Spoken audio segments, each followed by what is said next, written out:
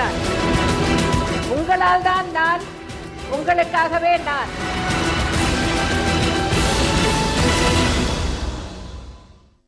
ஜெயா தொலைக்காட்சி நேயர்களுக்கு வணக்கம். தமிழகம் மட்டுமில்லாம பூமி பந்தின் கடைக்கோடியில நிகழும் அறிவியல் ஆச்சரியங்களையும் விஞ்ஞான வினோதங்களையும் சர்வதேச அரசியலில் நிகழும் மாற்றங்களையும் உலக மொழிகளின் இலக்கண இலக்கியங்களையும் ஆய்ந்து அனைத்தையும் விரல் நுனியில் அறிந்து வைத்துள்ள புரட்சி தலைவி செல்வி ஜெயலலிதா அவர்கள் புவிக்கோளின் புண்ணிய தாய்.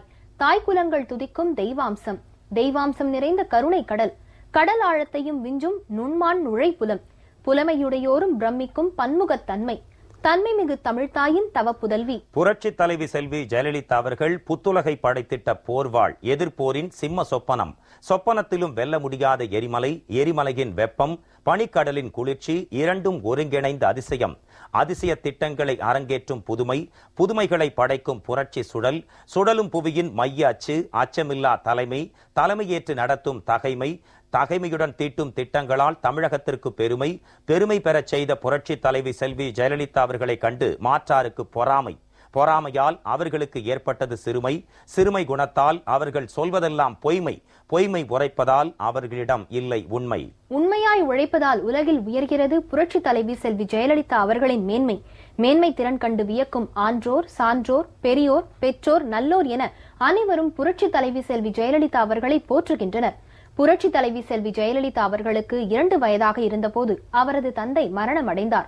தந்தையின் அரவணைப்பின்றி தாயின் மடியில் தவழ்ந்த புரட்சி தலைவி பள்ளி படிப்பின் போது அபார ஞானத்துடனும் கடினமான பாடங்களையும் கிரகித்துக் கொள்ளும் சக்தியுடனும் மாணவர்களிடையே தனித்துவமிக்கவராக திகழ்ந்தார்.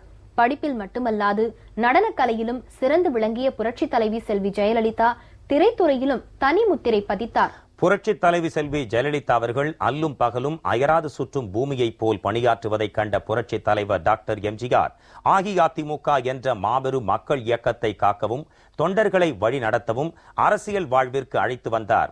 கழகத்தை, ஏழை எளிய மக்களின் இயக்கத்தை தனக்கு பிறகு தலைமையேற்று நடத்தவும் தமிழர்களின் வாழ்வில் ஒளிவிளக்கேற்றவும் தகுதி படைத்த நிகரற்ற தலைவி செல்வி ஜெயலலிதா என்பதை நன்கு உணர்ந்த புரட்சி தலைவர் அஇஅதிமுகவின் கொள்கை பரப்பு செயலாளராக நியமித்தார். 1984ஆம் ஆண்டு 8வது சட்டப்பேரவைக்கு நடைபெற்ற தேர்தலில் அஇஅதிமுக கூட்டணி பிரம்மாண்ட வெற்றி பெறுவதற்கு புரட்சி தலைவி செல்வி ஜெயலலிதாவின் அயராத சூறாவளி சுற்றுப்பயணம் காரணமாக அமைந்தது. 3வது முறையாக மக்கள் திலகம் எம்ஜிஆர் தலைமையில் ஆட்சி மலர்ந்தது. புரட்சி தலைவியின் புகழ் அஇஅதிமுகவில் ஓங்குவதை பொறுக்க மாட்டாத சிலர் புரட்சி தலைவிக்கு எதிராக சிண்டு முடிய முனைந்த போதும் செல்வி ஜெயலலிதாவின் அப்பழுக்கற்ற தியாக சிந்தனையுடன் கூடிய செயலாற்றல் காரணமாக தொண்டர்களின் உள்ளத்தில் தன்னிகரற்ற தலைவியாக விளங்கினார். புரட்சி தலைவர் டாக்டர் எம்ஜிஆரின் மறைவுக்கு பிறகு உள்ளம் கலங்கி நின்ற தொண்டர்கள் அஇஅதிமுகவை வழிநடத்தும் சக்தியாக நாளைய இந்தியாவின் மறு உருவாக புரட்சி தலைவி செல்வி ஜெயலலிதாவை தலைமையேற்க வேண்டினர். அஇஅதிமுகவை அழிக்க வேண்டும் என்ற நோக்கில் கங்கணம் கட்டிக் கொண்டிருந்த கருந்தேள் சமயம் பார்த்து அஇஅதிமுகவை பிளக்க பார்த்தது. காண்போர் உள்ளத்தை கவர்ந்தெழுக்கும் அறிவும் கணக்கற்ற மக்களின் ஆதரவு என்ற செல்வாக்கும் புரட்சி தலைவியின் தலைமைக்கு மகுடம் சேர்த்தன. அசைக்கவே முடியாமல் மக்களின் மனதில் அவதானித்திருக்கும் புரட்சி தலைவியின் செல்வாக்கை செல்லா காசாக்க நினைத்த நீச எண்ணம் படைத்த சகுனி மனிதாபிமானமற்ற கொடூர செயல்களை கட்டவிட்டு விட்டார். சட்டப்பேரவையில் புரட்சி தலைவி மீது நடத்தப்பட்ட தாக்குதல், கூலிப்படை மூலம் ஏவிவிடப்பட்ட கொலை முயற்சி உள்ளிட்ட எண்ணற்ற தொல்லைகள் விஷபானங்களாய் எரியப்பட்ட போதும் சற்றும் கலங்காமல் நாளைய இந்தியாவை வல்லரசாக்க வேண்டும் என்ற நன்னோக்கில் அனைத்தையும் ஏற்றார் புரட்சி தலைவி. புரட்சி தலைவி செல்வி ஜெயலலிதா அவர்கள் குழந்தை பருவம் முதல் எதிர்கொண்ட இன்னல்களையும் துன்பங்களையும் சோதனைகளையும் சாதனைகளாகவும் வெற்றி படிக்கட்டுகளாகவும் மாற்றிய நிகழ்வுகள் குறித்த பதிவுகள்தான் இன்றைய மக்களின் முதல்வர் நிகழ்ச்சி.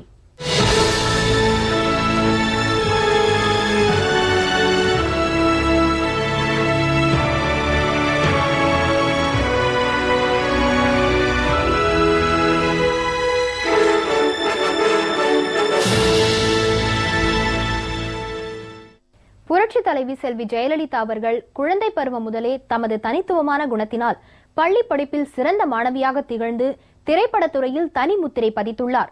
புரட்சி தலைவர் எம்ஜிஆருடன் இணைந்து நடித்த 1000ல் ஒருவன் படம் புரட்சி தலைவியின் நடிப்புக்கு முத்தாய்ப்பாக அமைந்தது. திரைத்துறையில் புரட்சி தலைவி செல்வி ஜெயலலிதா அவர்கள் கடந்து வந்த பாதையை இப்பொழுது வந்தார். பாரதத்தில் தேர்ச்சியடைந்த புரட்சி தலைவியின் அரங்கேற்றம் மயிலாப்பூர் ரசிகரஞ்சனி சபாவில் எழிலாக நடைபெற்றது.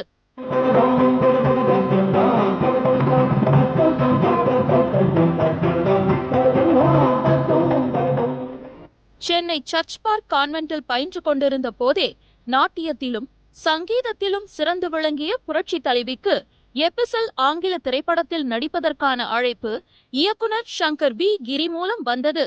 இதில் எவ்வித அச்சமுமின்றி இயல்பாக நடிப்பாற்றலை வெளிப்படுத்திய புரட்சி தலைவிக்கு கன்னட திரைப்படமான ஸ்ரீசைல மகாத்மேயில் ஆரூர் பட்டாபி இயக்கத்தில் நடிக்கும் வாய்ப்பு தேடி வந்தது. இதைத் தொடர்ந்து திரைப்படத்துறையில் பல்வேறு இயக்குநர்களின் நடிப்பில் பணியாற்ற அழைப்புகள் வந்த போதிலும் இயக்குனர் BR பந்துலு இயக்கத்தில் கன்னட திரைப்படத்தில் கதாநாயகியாக நடிக்கும் வாய்ப்பு வீடு தேடி வந்தது. சின்னாட கொம்பே என்று பெயரிடப்பட்ட கன்னட படத்தில் முதல் முறையாக நாயகியாக புரட்சி தலைவி அறிமுகம். புரட்சி தலைவர் எம்ஜிஆர் அவர்களால் கொள்கை பரப்பு செயலாளராக நியமிக்கப்பட்ட புரட்சி தலைவி செல்வி ஜெயலலிதா அவர்கள் சுடலும் சூறாவளி போல பட்டி தொட்டி எங்கும் பிரச்சாரம் மேற்கொண்டதன் பலனாக அஇஅதிமுக மீண்டும் அரியணை ஏறியது. டாக்டர் எம்ஜிஆரின் மறைவுக்கு பிறகு கழக நிர்வாகிகள் மற்றும் தொண்டர்களால் ஏகமனதாக கழக பொதுச் செயலாளராக தேர்ந்தெடுக்கப்பட்ட புரட்சி தலைவி செல்வி ஜெயலலிதா அவர்கள் ஆற்றிய அருந்தொண்டு குறித்து பார்க்கலாம். புரட்சி தலைவி செல்வி ஜெயலலிதாவை மக்கள் திலகம் எம்ஜிஆர் சத்துணவு திட்ட உயர்மட்ட குழு உறுப்பினராக நியமனம் செய்ததை அடுத்து கிராமப்புற நகர்ப்புற மாணவர்களுக்கும் சத்துணவு கிடைக்கும் வகையில் சூறாவளி சுற்றுப்பயணம் செய்து இத்திட்டத்தை மேம்படுத்தினார். இதனால் புரட்சி தலைவியை வெகுவாக பாராட்டிய எம்ஜிஆர் மாநிலங்களவையிலும் புரட்சி தலைவியின் பங்களிப்பு இருக்க வேண்டும் என்பதற்காக அஇஅதிமுக சார்பில் 1984ஆம் ஆண்டு மார்ச் 29ஆம் தேதி ஒருமனதாக மாநிலங்களவை உறுப்பினராக தேர்ந்தெடுக்கப்பட்டார்.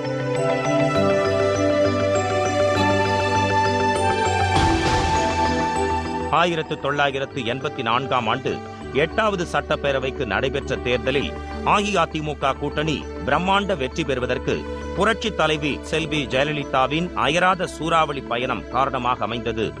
3வது முறையாக மக்கள் திலகம் எம்ஜிஆர் தலைமையில் ஆட்சி மலர்ந்தது. புரட்சி தலைவியின் புகழ் அஇஅதிமுகவில் ஓங்குவதை பொறுக்க மாட்டாத சிலர் புரட்சி தலைவுக்கு எதிராக சிண்டு முடிய முனைந்த போதும் செல்வி ஜெயலலிதாவின் அப்பழுக்கற்ற தியாக சிந்தனையுடன் கூடிய செயலாற்றல் காரணமாக தொண்டர்களின் உள்ளத்தில் தன்னிகரற்ற தலைவியாக விளங்கினார்.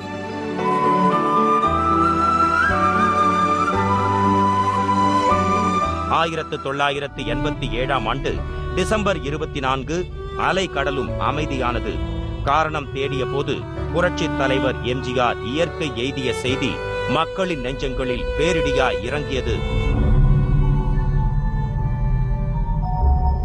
புரட்சி தலைவர் எம்ஜிஆரின் மறைவு மாற்றுக் கட்சிகளுக்கு மகிழ்ச்சியை தந்தது. அஇஅதிமுக அடியோடு அழிந்ததாக எக்காலமிட்டனர். உள்ளம் கலங்கி நின்ற தொண்டர்கள் அஇஅதிமுகவை வழிநடத்தும் சக்தியாக நாளைய இந்தியாவின் மறு உருவாக புரட்சி தலைவி செல்வி ஜெயலலிதாவை தலைமையேற்க வேண்டினர். அஇஅதிமுகவை அழிக்க வேண்டும் என்ற நோக்கில் கங்கணம் கட்டிக் கொண்டிருந்த கருந்தேள் சமயம் பார்த்து அஇஅதிமுகவை பிளக்க பார்த்தது.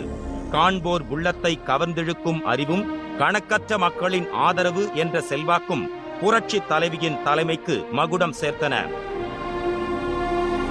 காழ்ப்புணர்ச்சியில் வெதும்பிக் கொண்டிருந்த வீணர் கூட்டம் சொல்லனா துயரத்தில் சோர்ந்து கிடந்தது. வழி தீர்க்க சந்தர்ப்பம் வராதா என காத்திருந்த கயவர்கள் மத்தியில் வீறு கொண்ட வேங்கையாக திகழ்ந்தார் புரட்சி தலைவி. அசைக்கவே முடியாமல் மக்களின் மனதில் அவதானித்திருக்கும் புரட்சி தலைவியின் செல்வாக்கை செல்லாக்காசாக்க நினைத்த நீச எண்ணம் படைத்த சகுனி மனிதாபிமானமற்ற கொடூர செயல்களை கட்டவிட்டு விட்டார். சட்டப்பேரவையில் அரங்கேறியது அதர்மத்தின் ஆட்சி.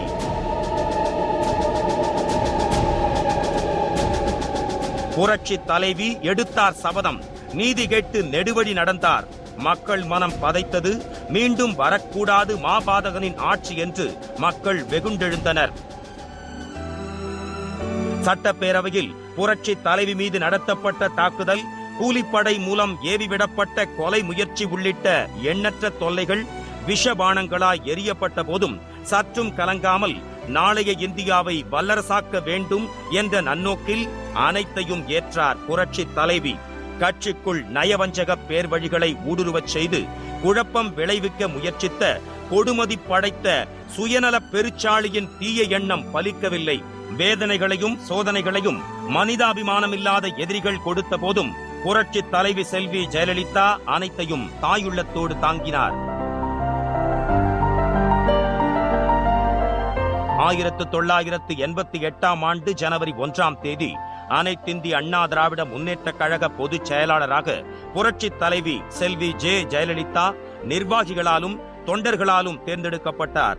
இருவேறாக பிளவுபட்டிருந்த கட்சியை ஒரே குடையின் கீழ் கொண்டு வந்த புரட்சி தலைவி தமிழகத்தின் பட்டி தொட்டியெல்லாம் சூறாவளியாய் சுழன்று எம்ஜிஆர் விட்டு சென்ற அஇஅதிமுகவின் வேரில் நீரூற்றி இரட்டை இலையை புத்துணர்ச்சி பெறச் செய்தார். புரட்சி தலைவியின் விசால பார்வையின் தீட்சண்யம் தாங்காமல் தீயவர்கள் தடுமாறினார்கள். கழக கொடி நாடு முழுக்க கவின்மிகு அழகுடன் பட்டி தொட்டி எங்கும் பறந்தது. எதிர்கட்சிகள் ஒளிய இடம் தேடி பதுங்கி கிடந்தன. கழக தொண்டர்களின் உடல்களில் புது ரத்தம் பிரவாகம் எடுத்தது. இரவும் பகலும் போட்டி போட்டுக் கொண்டு மாறிக்கொண்டிருந்த போது கடமையே கண்ணாக அனைத்திந்திய அண்ணா திராவிட முன்னேற்ற கழகத்தை ஆட்சி கட்டிலில் அமர்த்த வேண்டும் என்பதை மட்டுமே குறிக்கோளாக கொண்டு கண் துஞ்சாது உழைத்த ஒப்புயர்வற்ற புரட்சி தலைவியின் ஒளிமுகத்தில் வெற்றி நர்த்தனமாடியது. எதிர்க்கட்சிகளின் எதிர்ப்புகளை தகர்த்து சதிகாரர்களின் சதிகளை முறியடித்து 1991ஆம் ஆண்டு புரட்சி தலைவி செல்வி ஜெயலலிதா அவர்கள் தமிழக முதலமைச்சராக பொறுப்பேற்றார். தொட்டில் குழந்தை திட்டத்தை தமிழகத்தில் முதலாக அறிமுகப்படுத்தி சிசு கொலைகளுக்கு முற்றுப்புள்ளி வைத்து நாட்டிற்கே முன்னோடி முதலமைச்சராக திகழ்ந்தார். 2001ஆம் ஆண்டில் நாட்டிலேயே முதன்முறையாக பெண் கமாண்டோ படைகளை உருவாக்கி சாதனை படைத்தார். 2011ஆம் ஆண்டில் 3வது முறையாக முதலமைச்சராக பொறுப்பேற்ற செல்வி ஜெயலலிதா அவர்கள் கல்வி புரட்சி, பசுமை புரட்சி, வெண்மை புரட்சி, நீல புரட்சி உள்ளிட்ட பல்வேறு புரட்சிகளை ஏற்படுத்தியுள்ளார். இது குறித்த விவரங்களை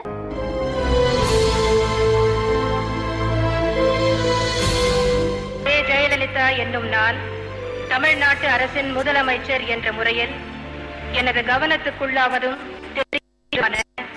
எந்த பொருளையும் முதலமைச்சரின் கடமைகளை உரியவாறு நிறைவேற்ற தேவையான அளவுக்கன்றி ஒருவரிடமோ பலரிடமோ நேர்முகமாகவோ மறைமுகமாகவோ அறிவிக்கவோ வெளிப்படுத்தவோ மாட்டேன் என்று ஆண்டவன் மீது ஆணையிட்டு உறுதிமொழிகிறேன்.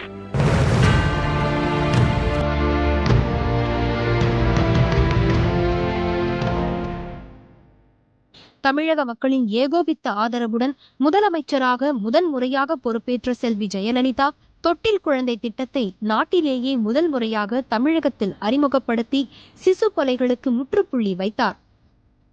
புரட்சி தலைவி செல்வி ஜெயலலிதாவின் புகழின் வெளிச்சம் தாங்காமல் பொறாமை கொண்ட தீய சக்திகள் பொய் வழக்குகளை புனைந்தன. 2001ஆம் ஆண்டில் நடைபெற்ற 12வது சட்டப்பேரவை தேர்தலில் நாடு போற்றும் நன்மணி புரட்சி தலைவி செல்வி ஜெயலலிதா தலைமையிலான அஇஅதிமுக கூட்டணி 196 இடங்களில் வெற்றி பெற்றது. இதில் 132 இடங்களில் அறுதி பெரும்பான்மையுடன் அஇஅதிமுக இருள் மேகத்தையும் விலக்கிக் கொண்டு புத்தாட்சி படைக்க மீண்டு வருவார் என்பது திண்ணம். இன்றைய மக்களின் முதல்வர் நிகழ்ச்சியில் புரட்சி தலைவி செல்வி ஜெயலலிதா அவர்கள் குழந்தை பருவம் முதல் இன்று வரை பல்வேறு தடைகளை தகர்த்தெறிந்து மக்களின் உள்ளங்களில் நீங்கா இடம்பெற்ற நிகழ்வுகளை பார்த்தோம். அடுத்த மக்களின் முதல்வர் நிகழ்ச்சியில் புரட்சி தலைவி செல்வி ஜெயலலிதா அவர்களின் தலைமையிலான அஇஅதிமுக அரசின் முன்னோடி திட்டங்கள் குறித்து பார்க்கலாம். நன்றி, வணக்கம். வெற்றியை நாளை சரித்திரம் சொல்லும், இப்படை தோற்கின் எப்படை வெல்லும்.